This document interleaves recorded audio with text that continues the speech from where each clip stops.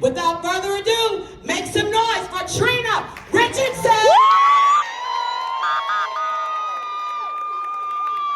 One thing I can tell you is that I'm definitely not going to sing for you. If I started singing, I would empty this audience. But I do want you to do something for me. On the count of 3, I want you to yell out the word destiny. Yes. All right. I love it. You ready? Right. 1, 2, 3. Destiny!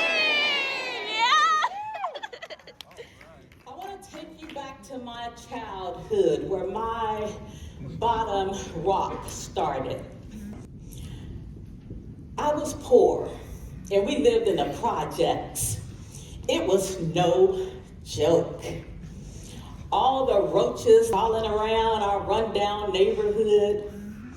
And I would get off the yellow school bus as a little girl. And I was so nervous. I didn't want to look to the right. I didn't want to look to the left because of all the drug activity that was going on in the parking lot. By the time I got into high school, something rose up inside me and said, your adulthood does not have to mirror your childhood. Yeah. I was filling out a place and I believed it was meant for me to go on off to college. And I'm a junior year, and I have my college entrance exam scores that had come in. And I'm about to open up this envelope. Something came to my head, a voice, and it says, girl, you know you got college material. You struggle with reading, math, and definitely English. Because this college entrance exam score, it was supposed to determine who was college ready and who was not. I gave it my best that day on that exam. I was hoping for a miracle. I went on and opened up that college score and let's just say I didn't get what I was hoping for. That score was low. I need to tell my mother that score. I had 2 choices to make. I could allow this score to define me, block me, limit me for what I was believing for life. Or number 2, I could ball it up, throw it in the trash, which I think I did. I balled that thing up and I threw it in the trash. Yeah. This is an example of a disciplined destiny mindset. What I've learned, what I want you to see, is that you can discipline your mind to still move forward toward your destiny. You can still move forward. Oprah Winfrey, she made a statement. She said, you don't get in life what you want. You get in life what you believe. How do you get this destiny mindset? And in these spiritual services, I was exposed to messages like, you're wonderfully made. You're more than a conqueror. I like how Leslie Brown, he says, you're a masterpiece because you're a piece of the master. That's right. By the time I was in high school, I had developed this destiny mindset, believing that I had gifts, skills, talents seated on the inside of me for a divine purpose in life. Yes, yes. My senior year, I found out even with low scores, you could go on to college. So I graduated, I went off to the University of Oklahoma. I had the big head when I arrived on college. It didn't take long for that big head to be deflated. I found out because of those low college entrance exam scores, I was placed in below college level classes. I was in pre-reading, pre-math, And I bet you can guess what? Pre-English.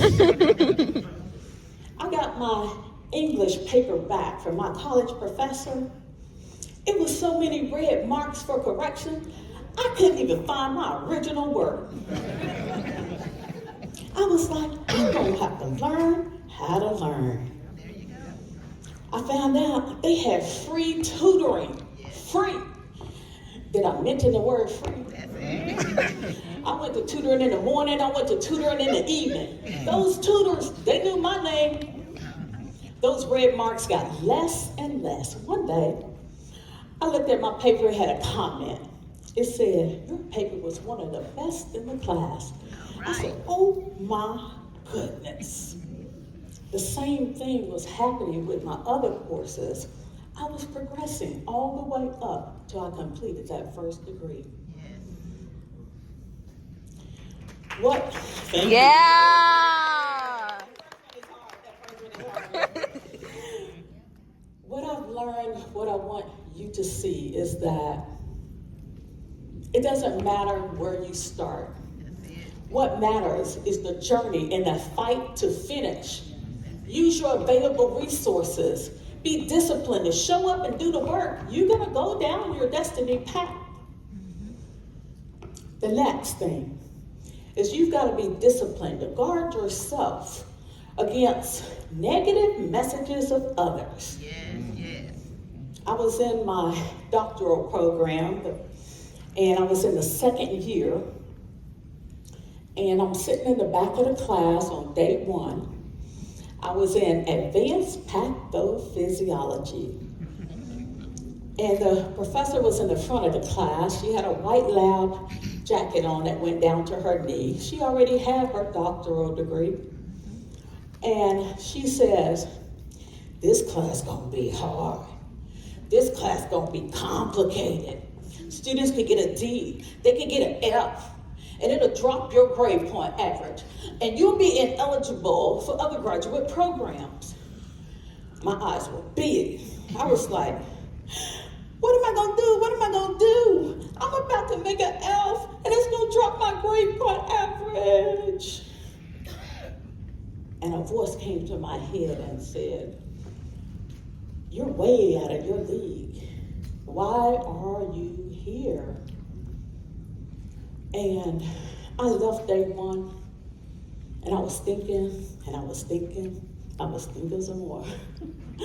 Y'all think I went back for day two? Yes. I did not. I quit, just like that. I threw my hands up. After working a whole year in a doctoral program doing all that work, I let that professor talk 1 hour of a negative message, and it overrode my belief system. What happened? I got entangled in the busyness of life, distractions. I had stopped taking in those empowering messages that were feeding my mind. I got weak. I was in a vulnerable state. I couldn't counteract that negativity. For years, I was restless. I could not shake it because of the call on my life. So after 7 years, I got my comeback power, and I turned around and I went back and got in that doctoral program. I had 4 children at home to care for, and I was holding down a full-time job. And I had another professor, she said, it's gonna be unlikely for you to finish all these assignments on time and unlikely for you to graduate on time. And my destiny mindset was strong then. I was like, oh no, not again. Been down that road, not going again. Thank you. Yes. So you know what I had to do? I had to take that negative message, ball it up, and throw that in the trash. Yeah. It did not align with my destiny mindset. Right. And I finished all those assignments on time, and I graduated on time. Yeah. What I learned, what I want you to see is that A destiny mindset is not an automatic thing. You have to be disciplined and intentional. Take in those empowering messages that feed your mind on a day-to-day basis. Keep people around you that Les Brown calls OQ what? P. Only quality people. Next, you have to be disciplined to guard yourself against your own self-doubt, especially when destiny opportunities come knocking on the door. Things you hadn't even imagined for yourself. And this next level of stretching will some days make you feel like I can't stretch anymore. Any of you know what I'm talking about there? Yes. This level of stretching I'll call destiny mastery. Working at a college about 16 years, teaching nursing students, and I was comfortable. I'm in my office and I get a call, and it's the dean of nursing, and she said, Trina, as of today, the vice president is no longer with the college. I'm thinking, why is she calling me? That should be a discussion for the administrators and top leaders. She says, they've asked me to step up as the vice president of the college, so I'm calling you to ask you to step up as the dean of nursing. And I'm thinking, hold up, wait a minute, just stop this whole conversation. I didn't fill out that application. So in my mind, I'm thinking about all these things because up to my 20-something years of nursing, I had only seen 2 deans of nursing that looked like me. At that college, I was the first nursing faculty that looked like me. While I'm thinking about all these things, I hear my mouth say, sure. I hung up the phone and I said, why did you say that? Why did you do that? Why? And then my destiny mindset kicked in and said, ooh, this is a new destiny opportunity. Let's go. You're more than a conqueror. Yeah. That next year, I was doing budgeting, course scheduling, hiring, evaluations. I was becoming an administrator. I made mistakes. I looked at those mistakes and I reflected on them and I analyzed them. They became learning opportunities for me to grow and to get stronger. I learned how to be comfortable being uncomfortable. By the end of the year, I was a completely different person. So what I've learned and what I want you to see is that in that transformational process at a high level, you have self-doubt. What you can do, get your coaching and your mentoring, your training. Go to YouTube Academy. Okay. Read the books. If it requires, get the next degree. What you have on the inside of you, your gifts, talents, skills, your destiny, it doesn't belong in the grave. Right. Believing that you can take this message of a little girl growing up in the projects, poor, learning challenges, able to navigate through performance issues, negativity, self-doubt, and still go on to finish 5 college programs, obtain a doctoral degree, become a published author, work as a dean in higher education, and now on this stage with Les Brown.